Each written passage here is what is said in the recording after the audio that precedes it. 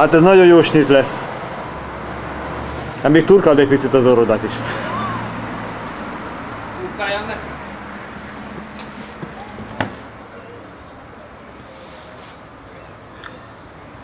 Leves, de az nem fog jó menni, mert itt ez is zöld, meg a leves is zöld. A magyar szín viszont kijön. Piros, fehér, zöld. Itt vannak a fiatalok is. Csengus, te kértél levest? Miért? Megy. Ja, megy levest. Hát ez nekem tényleg furcsa. Meg másból vagyok jó. Mi az, amiben te jó? Köszönöm szépen. Kulci meget a gyümölcsleves. Jó étvágyat kívánok! Köszönöm. Gyere.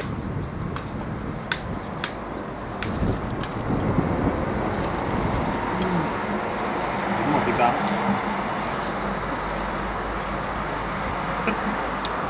Fog rám magad. Ez sajt volt. Más úgyse.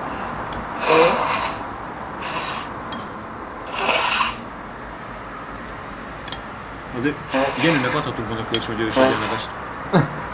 Ez az 500 felül már 84 felé nem is olyan sok. Na mindegy. Hagysz neki? Majd mindenki hagy nekem egy kicsit, összeöntjük.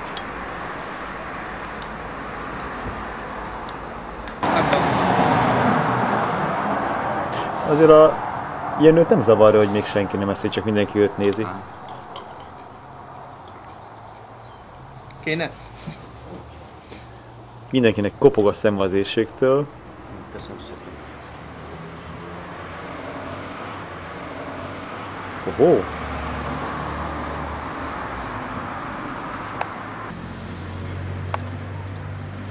Mit mondana a milyen bácsi? Rendelelke mind esznek. Ja, igen, Besenyő Pista. Besenyő Pista bácsi.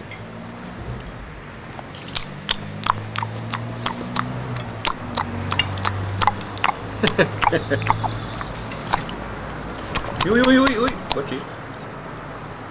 Hallotted? Ezt még nem. De nagyon jó.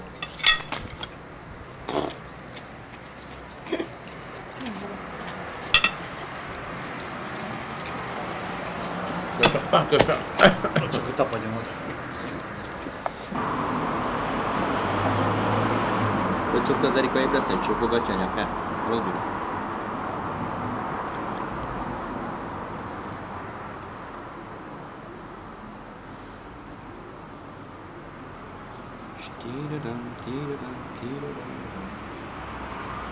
Mint egy kicsit a szél is elnyúlt volna. A szél is erült, meg ezek Melegen néz. az emberek is leültek egy picit, úgy látom. Csak egy legény van talpon a vidéken. Tudod folytatni? Csak egy legény mondtam. Nem. Én se. Mondd még egyszer, Jenőkém, de most álmodban mondtad ezt, ugye? Messze földön mi van? Ahogy a szem ellát, messze földön ébben. Miklós retkes tökét igencsak pakarja. A kopár szík sarja, kopár sík szarja. Tikkat csöcske nyájak legelőznek. Igen. Adtunk a kultúrának. Őszülő tudósok számolták egy gépen, a 7-es turnus át van hágva régen.